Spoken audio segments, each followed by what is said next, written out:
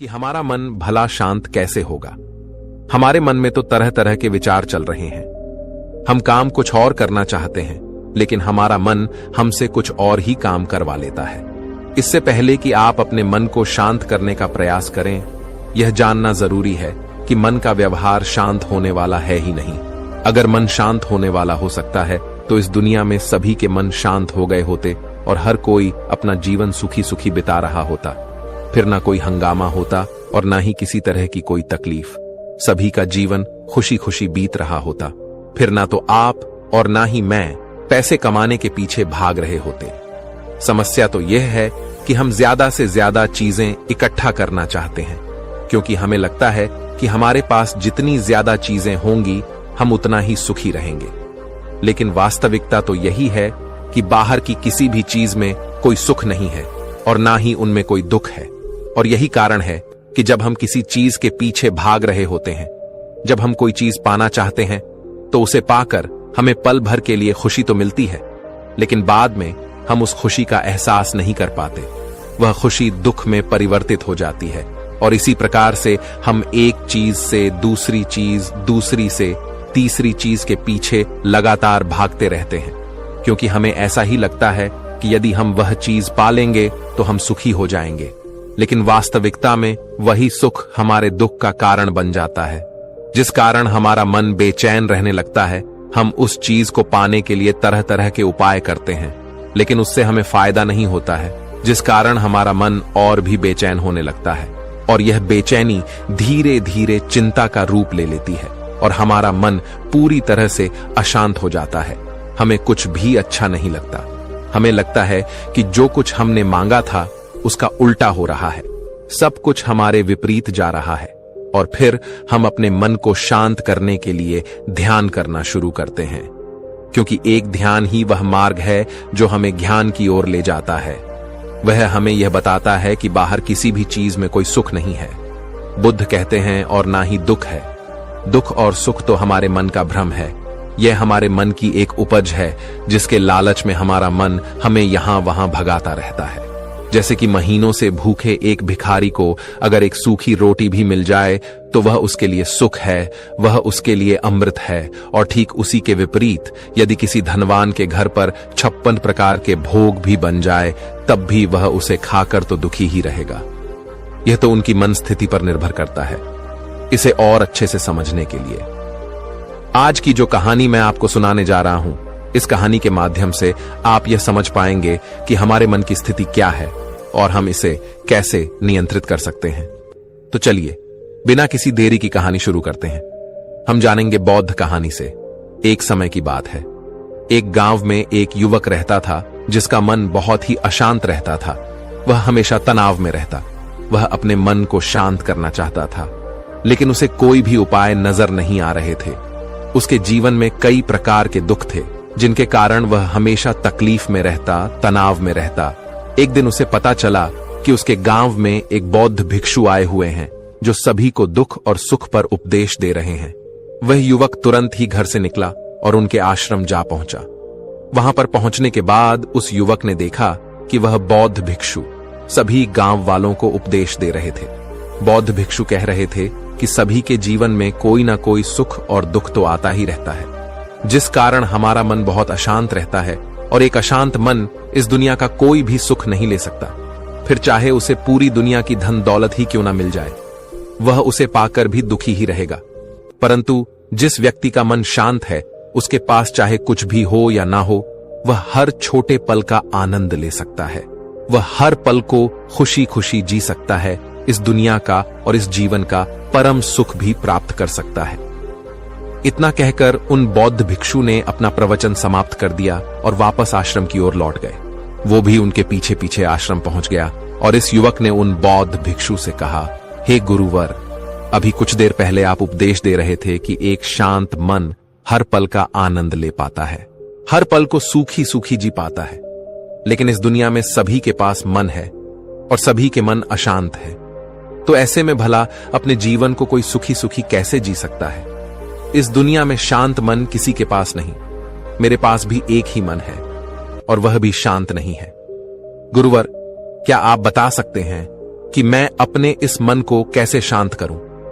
तभी बौद्ध भिक्षु ने उस युवक को ध्यान के बारे में समझाया, ध्यान के फायदे बताए और उसे कहा, बेटा, ध्यान करने से हमारा मन शांत हो जाता है। हम विचारों के दलदल से बाहर आने लगते हैं और इस कारण हमारे जीवन में सुख उत्पन्न होने लगता है। यदि तुम भी अपने जीवन में सुखी होना चाहते हो, अपने मन के इन विचारों के दलदल से बाहर निकलना चाहते हो, तुम्हें ध्यान करना चाहिए।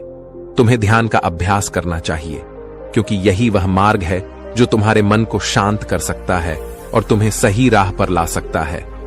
उस युवक ने उन बौद्ध भिक्षु की बात मान ली। उस युवक ने उन बौद्ध भिक्षु को प्रणाम किया और वापस घर चला गया। घर पहुंचने के बाद उसने ध्यान करना शुरू किया। वह रात भर ध्यान करता रहा, लेकिन उससे उसे कोई लाभ नहीं हुआ।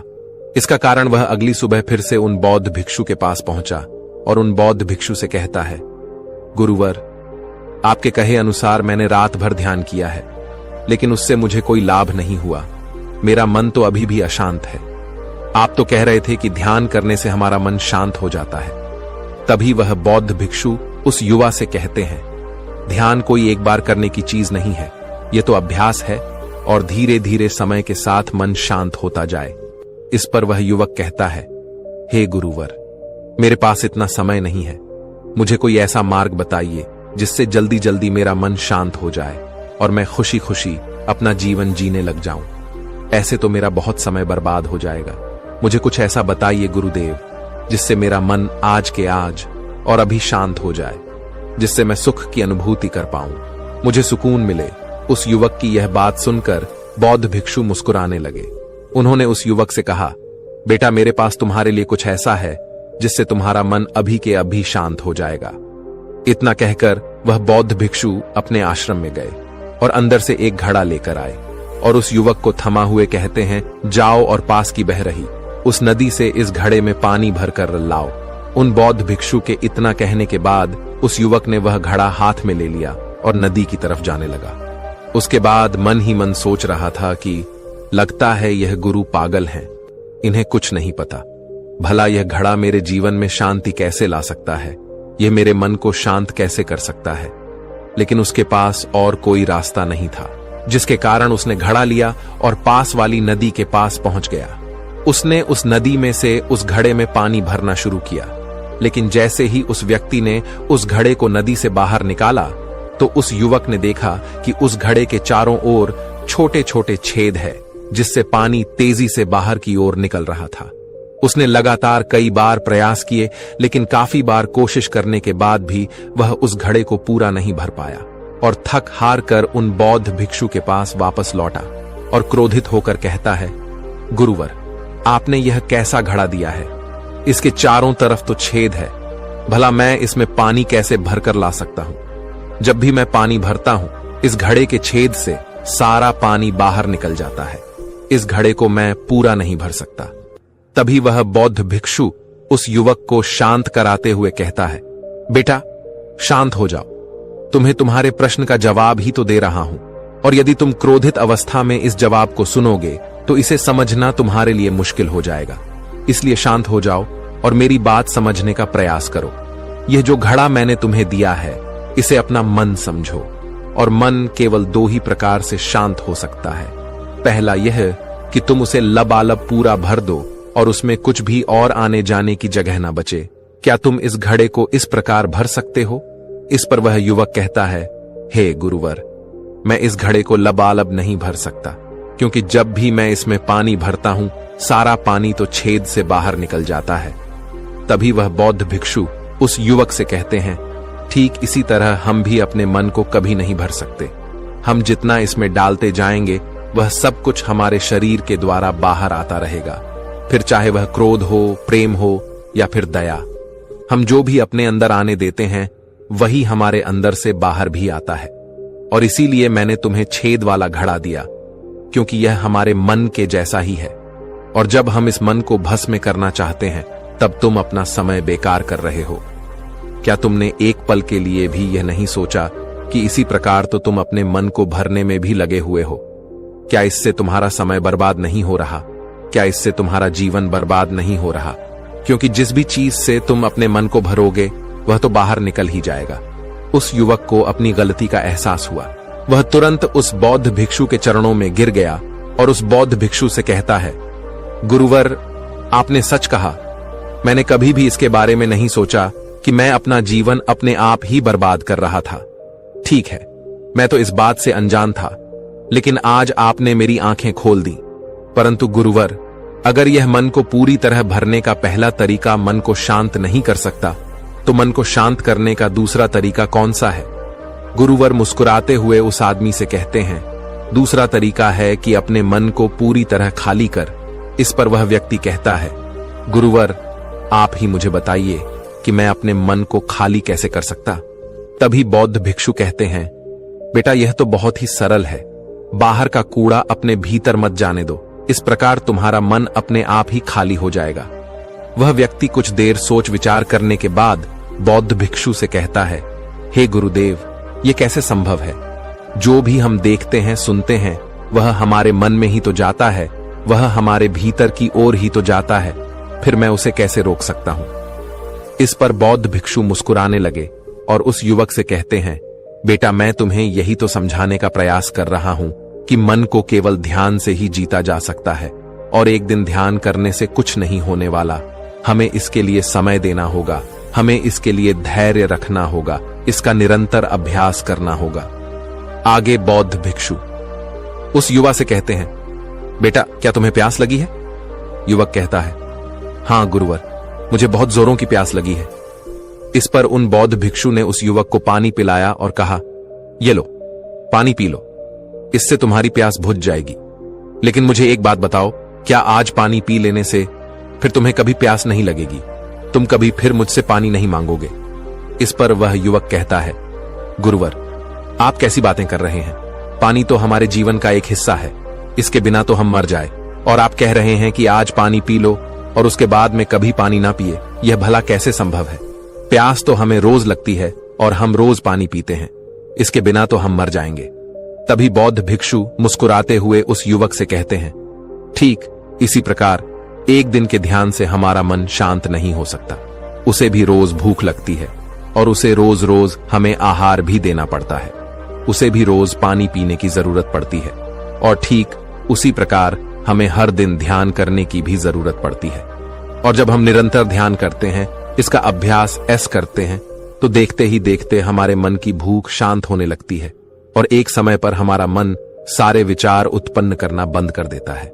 तब वह बाहर से कुछ भी ग्रहण नहीं कर पाता और जो कोई भी विचार हमारे भीतर है, वह सारे विचार देखते ही देखते समाप्त हो जाते हैं और इसी प्रकार धीरे धीरे हमारा मन शांत होने लगता है।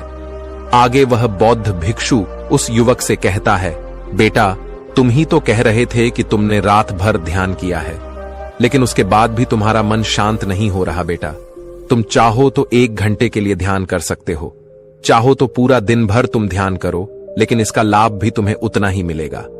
मान लो तुम 1 दिन के लिए ध्यान करते हो, तो इससे तुम्हारे मन को भी शांति केवल कुछ समय के लिए ही मिलेगी। यह हो सकता है कि वह 1 घंटे के लिए शांत रहे या फिर केवल कुछ क्षणों के लिए, लेकिन वह शांत अवश्य होगा।